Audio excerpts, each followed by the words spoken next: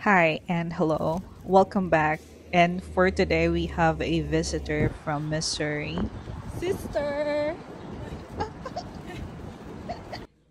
After a quick lunch, we head out to explore the city. And of course, our first order of business is getting a coffee.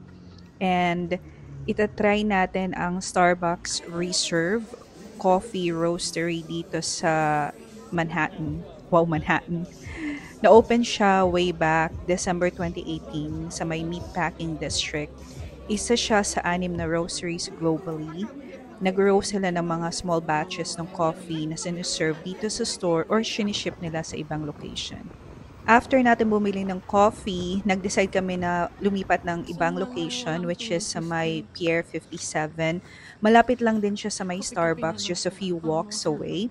And isa talaga sa mga advantages pag nandito ka sa New York is that you can just walk to your next location pero mapapagod ka talaga kasi nga ang daming mga area na puro lakad lang, so you have to prepare your footwear. Then yung Pier 57, pag tumawid ka, malapit siya dun sa walkway ng Highline. Yung Highline, mahabang walkway siya, which is like 2.33 kilometers long. And may observation deck doon. Makikita mo yung maraming condo unit that I think cost more than $1 million, I guess. And naging tourist attraction na rin siya. And according sa Wikipedia, yung Highline ay ginawa talaga siya as a rail trail. Pero na-redesign siya as a living system and sinama na rin nila yung mga landscape architecture, urban design, and ecology. Kaya makikita mo maraming mga flowers, maraming mga greenery sa paligid. And magandang maglakad-lakad dito kasi nga colorful siya, may mga arts, and pwede ka rin naman tumambay, umupo-upo lang while you're enjoying your coffee. And bago mag-end, yung parang pinaka-walkway ng Highline, madadaanan mo yung Hudson Yard, which is yung tourist attraction ng The Vessel. Itong The Vessel, maganda siya either sa umaga or sa gabi, pero mas maganda siya for me sa gabi kasi nga maraming ilaw. And itong The Andyan na Vessel na pala to, siya. ang intention niya talaga ay sa public and interactive space siya. Kasi may mahabang stairs dyan para pumunta ka sa may pinaka top part niya. However, nagkaroon kasi ng mga tragic events kaya nag-need siya para i-close yung The Vessel and hindi ko alam kung until now is closed pa rin siya. And nung time na pumunta kami dito, sobrang windy niya and nakita niyo naman yung hangin and pwede kang tangayin sa sobrang lakas ng hangin. After sa The Vessel, naglakad ulit kami and this time medyo mahabang lakaran to kasi papunta tayo sa may Koreatown. Hindi na rin kami nag-try na mag-train kasi minsan nakakalito rin yung train station nila. Along the way, marami kang madadaanan ng mga shops, restos, coffee shop, at kung ano-ano pa. And syempre, ma-enjoy mo rin yung mga lakad, especially pag kasama mo yung mga kaibigan mo. As I've said, we just stopped by one of the cafes in the area and we got a burnt cheesecake. Gusto ko siya kasi hindi masyadong matamis.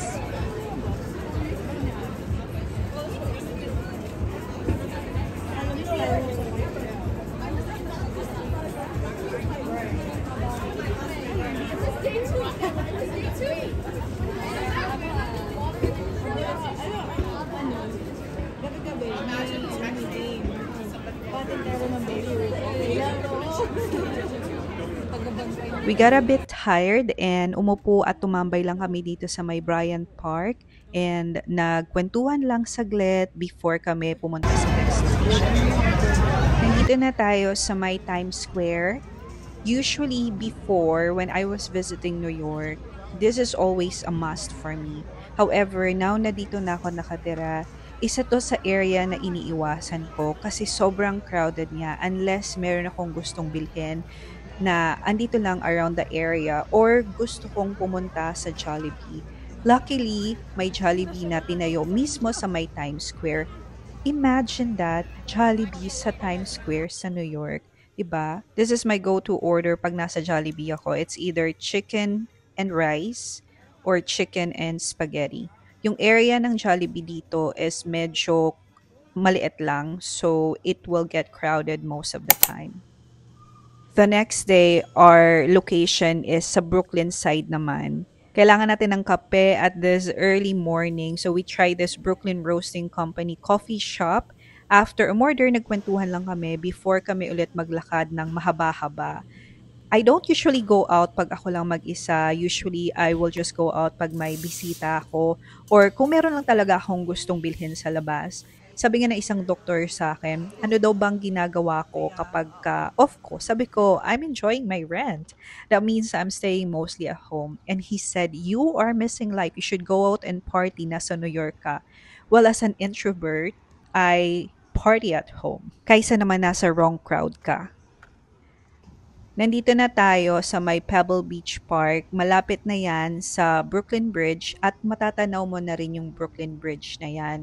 Pwede kang tumambay lang dyan, maglakad-lakad.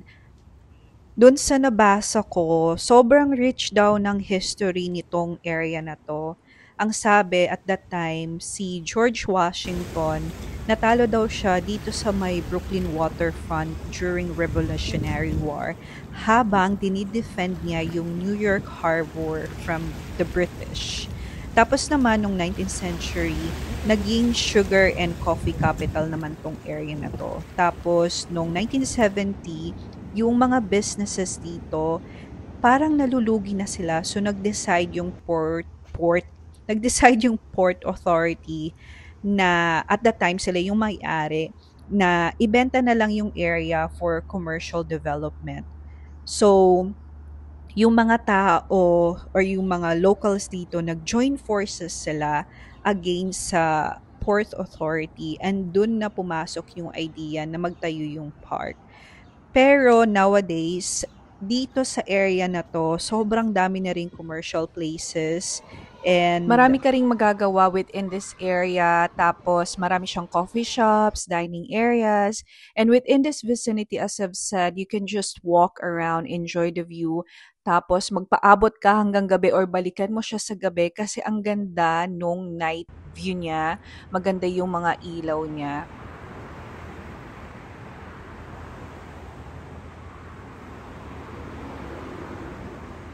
We are walking again at this time sa may Brooklyn Bridge na dito parang feeling mo wala ka sa US kasi ang daming nagbebenta sa gilid ng bridge.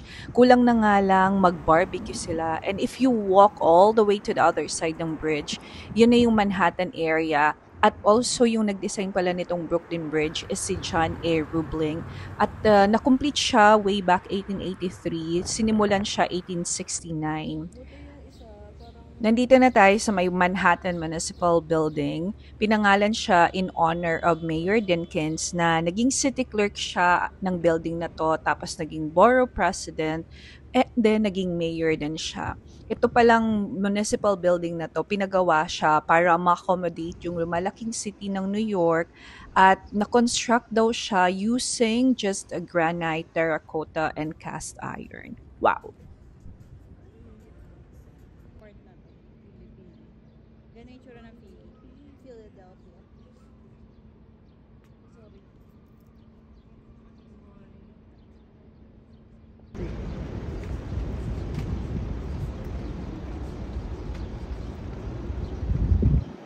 Malapit itong area na 'to sa Chinatown and isa sa mga hindi niyo dapat i-miss 'pag nandito kayo sa New York is pumunta sa Meileiwa Bakery and bumili ng pineapple pork bun nila. I've tried different version of this but nothing beats this bakery.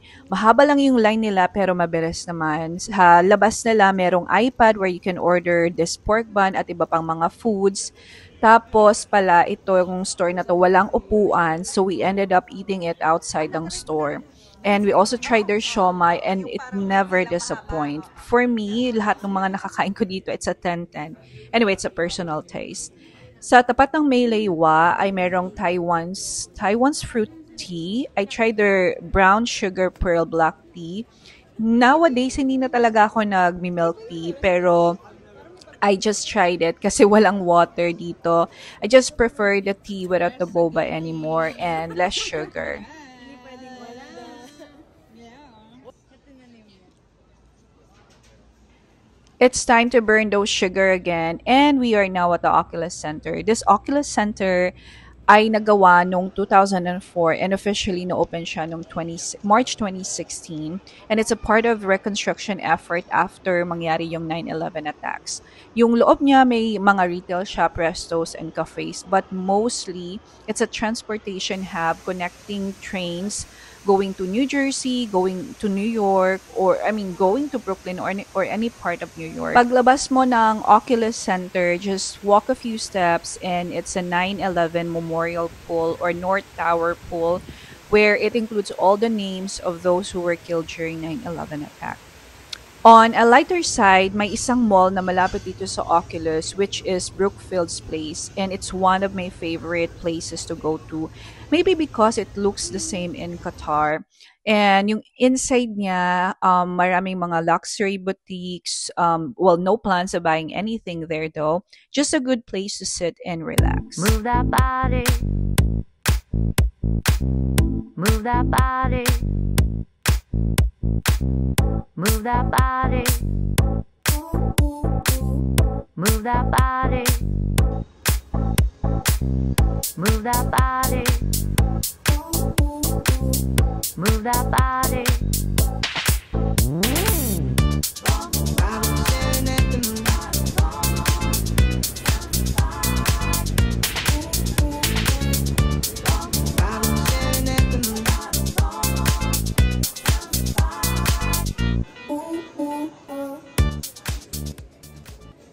We finally decided to try this Blue Bottle coffee and maraming branches yung Blue Bottle around the area pero itong specific branch na to is malapit siya sa may The Oculus Place. And akala ko talaga before itong Blue Bottle is nag-originate sa Japan kasi napakasimple ng design niya. However, I was mistaken kasi sa Oakland, California pala siya nag-start way back 2000. And na-inspire siya or inspired siya sa mga coffee houses ng Europe, yung the Blue Bottle Coffee House. And very inspiring lang yung pagkaka-start ng coffee shop na to kasi na-start lang yung founder nag-start siya sa apartment lang niya until nag-rent siya ng isang maliit na area sa may Temescal District.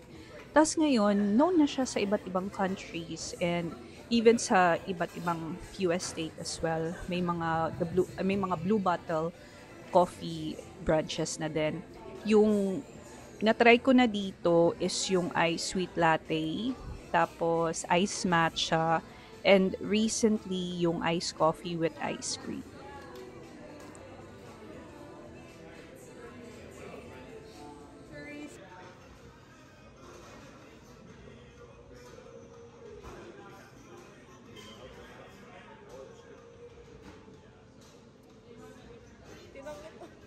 The next day, yung friend ko is nagpa-Uber deliver siya ng bagel. And the only thing with bagel sa New York is that they put too much cream cheese. So, ang ginagawa ko, tinatanggal ko talaga yung mga extra cream cheese hanggang sa tama lang yung makakain ko kasi Meron kayong nakakaumay siya. books? And today is a great Okay, day to go bye-bye. to the See you beach. tomorrow. And of course, we need to have coffee para magpalpitate tayo the whole day. Nandito na tayo sa may Coney Island Beach at isa siyang public beach. And during summer, usually May to September siya open and of course close siya during winter season.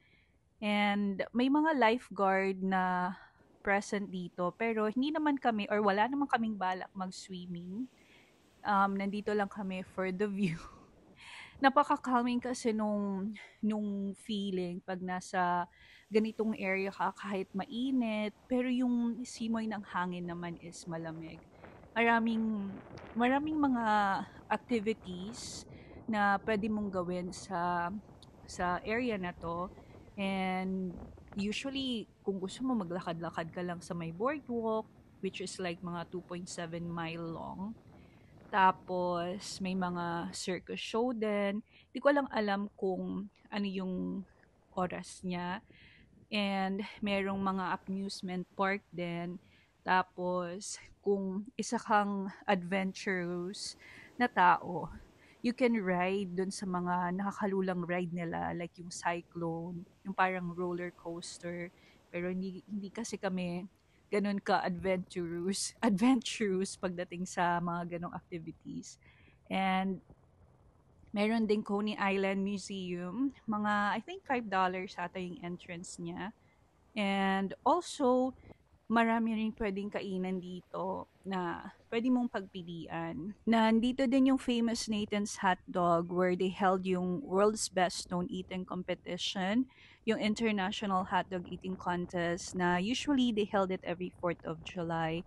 And since it's summer, we got ourselves some gelato, pero usually for me, I actually prefer eating ice cream during winter season. Medyo weird lang. But anyway, pag mga nakakita ko ng mga ganitong area, parang nakakamiss talaga yung Philippines, yung mga iba't ibang foods na binebenta yung mga street foods na binebenta sa Philippines.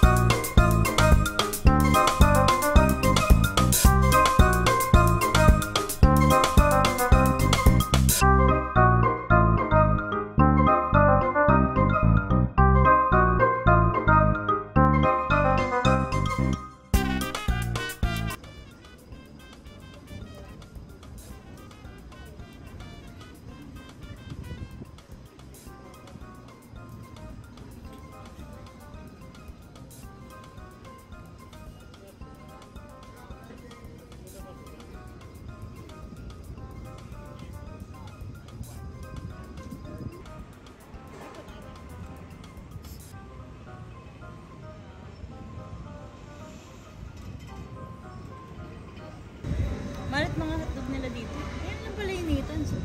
Meron din sila dito.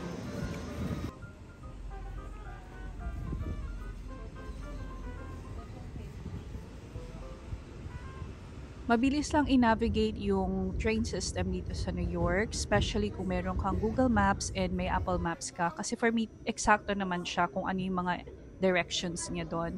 And the thing with New York train system is that you only have to pay once even if magta-transfer ka ng train. Kasi sa ibang countries, minsan magbabayad ka pa ng extra if you have to transfer to another station.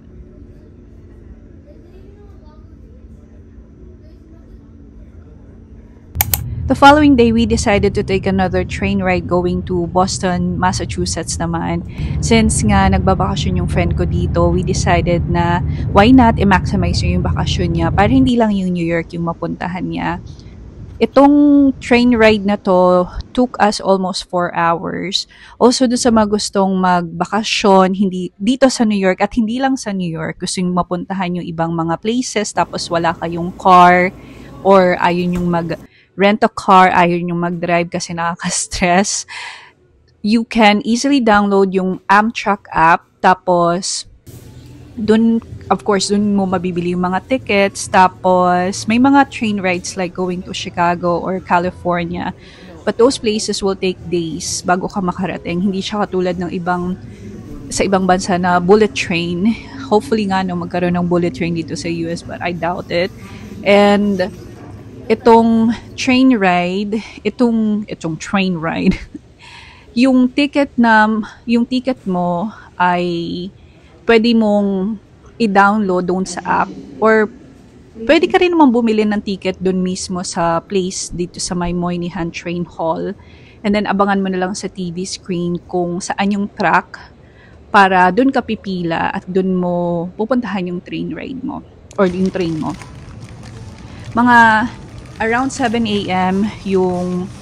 yung start ng alis namin, and before that, of course, nag-coffee muna kami, and kasi nga wala pa kaming masyadong tulog, but those 4 hours naman na nasa train ka, pwede ka namang matulog kung mabilis kang makatulog. And I think itong ride na to, mga 12 station ata yung hinintuan namin para mag-load ng mga sasakay and mag-unload ng mga passengers din. Tapos, medyo scenic din yung mga dadaanan mo, like yung Connecticut coastline. And I think yung part ng Rhode Island. Na-enjoy ko talaga tong train ride kasi less yung hassle. Although, medyo matagal nga lang siya. Pero less yung stress mo pag nagdadrive. Doon tayo sa less stress talaga sa buhay.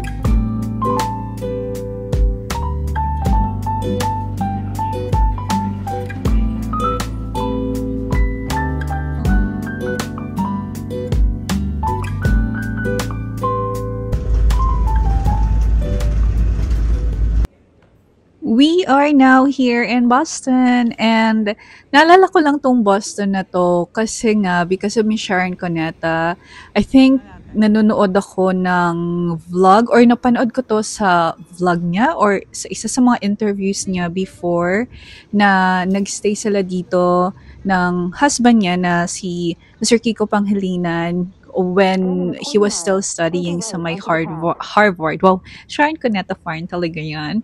Honestly, iba talaga yung vibe ng Boston. Parang bigla kang tumalino. Pagdating mo dito, parang bigla kang sumaksas sa buhay kasi nga nasa Harvard area ka. Definitely, our first order of business is to go to an Asian restaurant kasi nga sa haba ng biyahe namin, nagutom kami.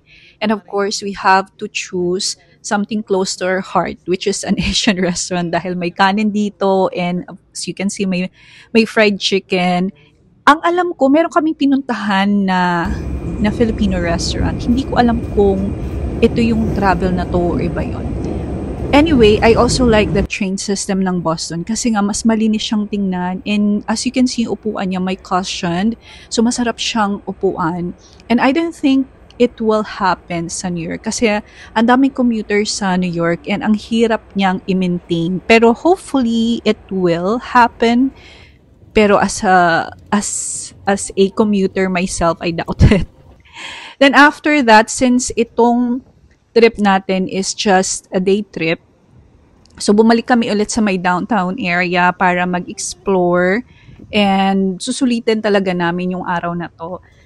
Umikot-ikot lang kami around the area sa may Harvard area. Tapos nagtry din kami sa may Tate Cafe, if I am pronouncing it right. And I feel na Popular siya dito sa Boston kasi yung sa pinuntahan namin na branch is madami talagang nakapila, and honestly, looking at their baked goods, napaka-appetizing niyang tingnan. And yung parang ang dami mong gustong i-order, pero you can only have like a few dahil nga parang full feeling. Parang parang feeling na siyang, ano bang tawag doon? Nakakabusog na siyang tingnan. Anyway, I got my matcha, and I think muffin ata in order ko dito. And nagstay lang kami dito sa area, nag-chill for a bit kasi madami-dami na rin naman kaming naikot around the area. Marami na rin kaming napuntahan. So we decided na mag-chill lang, tapos i-enjoy lang yung moment na nandito kami sa place na to.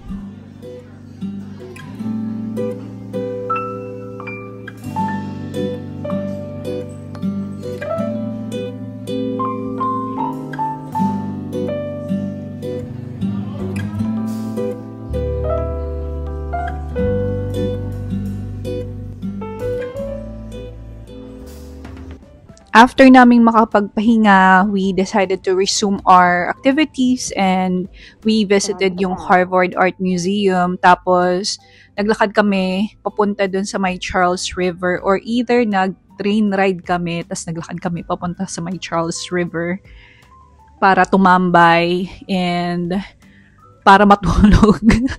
Para tumambay at matulog.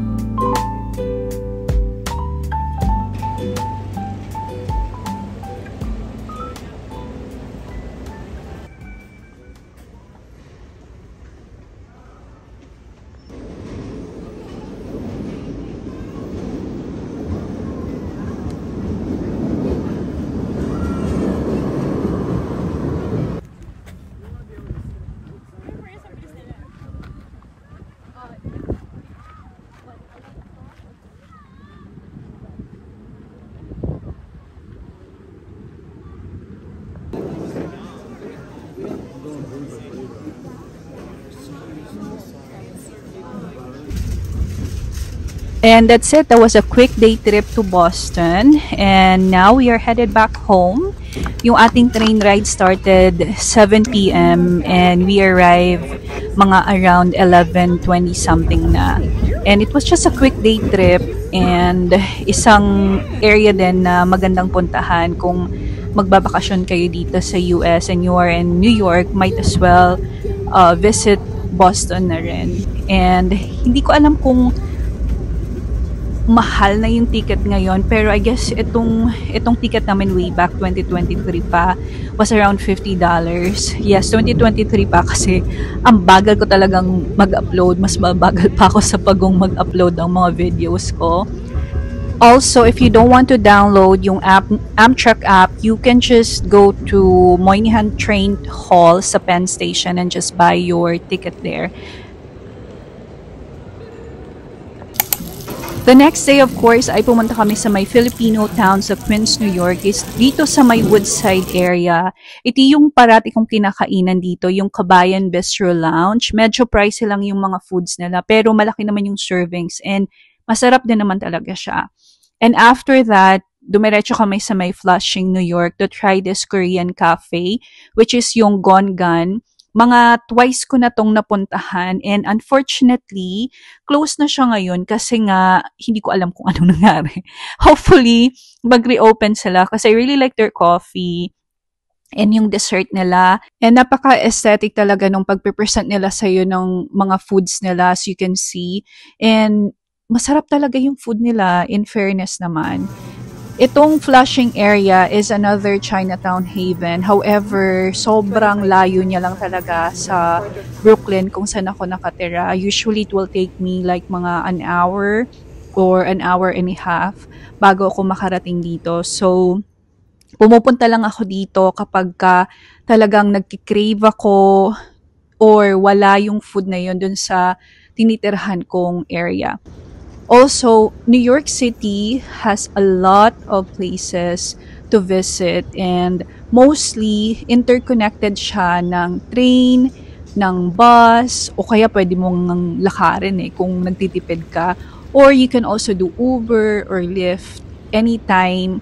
And medyo pricey lang sila pero reasonable naman, especially kung gusto mo ng convenience. And kung meron ka namang mga discount code for Lyft or Uber, why not take advantage of that? And dito rin pala, meron silang ferry which will take you to different places. Medyo pricey lang din siya compared sa train ride kasi I think mga $6 or $8 siya and yung train is like $2.90 and makikita mo na yung parang harbor, especially at night, sobrang ganda niya. Ma-enjoy mo talaga yung lights around New York at mapapakanta ka talaga ng New York.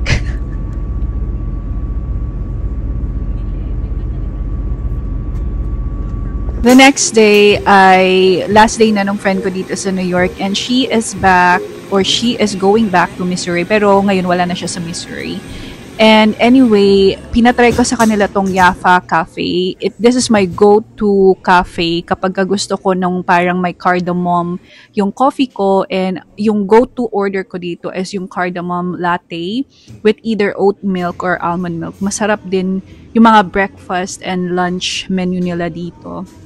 Masaya lang na nagkikita-kita kayo ng mga kaibigan mo ulit, especially dito sa US kasi iba-iba kayo ng state and hindi na siya katulad before na puntahan mo lang siya, maglakad ka lang or mag-Uber ka lang, makikita mo na, makakapagkape na kayo. But now, you need to schedule a certain time na pareho kayo ng off or meron kayong vacation leave para magkita-kita kayo. And hopefully nag-enjoy naman sila dito sa New York kahit na sobrang andaming lakad talaga. Every day is a leg day talaga dito. And now I'm back to work and usually nagtitrain ako or nag-Uber ako pagpasok or pag-uwi. Depende sa mood ko kasi minsan pagod ka na talaga sa work and ayaw mo nang mag-antay ng bus or ng train.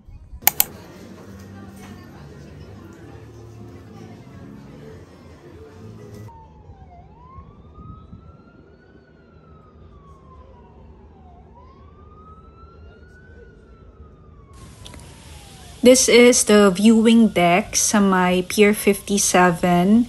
Makikita mo yung Little Island from there. And sa ground floor niya, ito yung parang seating area niya. Tapos may mga bathroom din dyan. Tapos may food market din along the area. And I'm here again, roaming around the city, enjoying the city once again. Especially pag mahaba yung off ko, I will definitely find time to go out and go to a certain coffee shop. Hindi go out to a party ha. Go to a certain coffee shop para mag-try ng mga bagong coffee, and also para hindi rin naman masayang yung off ko. And minsan nagpupunta lang ako sa Koreatown para mag-grocery sa H Mart, bumili ng maraming coffee pods. Yun lang yung isa sa mga hobbies ko. Also, New York City is a very walkable place or walkable area siya. So far naman, wala akong na-experience na mga nag-pickpocket or what, but still, you have to be mindful of your belongings. And isa din sa mga tip ko, especially sa mga tourists na first time makapunta ng New York, is to walk fast. And syempre, minsan kasi kapag bago ka sa area, parang na-amaze ka sa mga sceneries, na-amaze ka sa mga buildings, and you can't stop na parang mapahinto ka at mag-take ng photos. Pag ganyan, just be mindful na hindi ka magkukos ng traffic. And also, kapag ka may mga nakita kang mga walang bahay, alam mo yung mga taong, alam niyo na yon, yung mga walang bahay or yung mga wala sa tamang pag-iisip, just don't look at them in the eye kasi nga feeling ko natitrigger sila doon. Basta just mind your own business. I think sa lahat naman siguro, you have to mind your own business. And since andito na nga kayo, just enjoy the place, enjoy the food, and puntahan nyo na yung mga pwede nyong puntahan while you are here in New York City.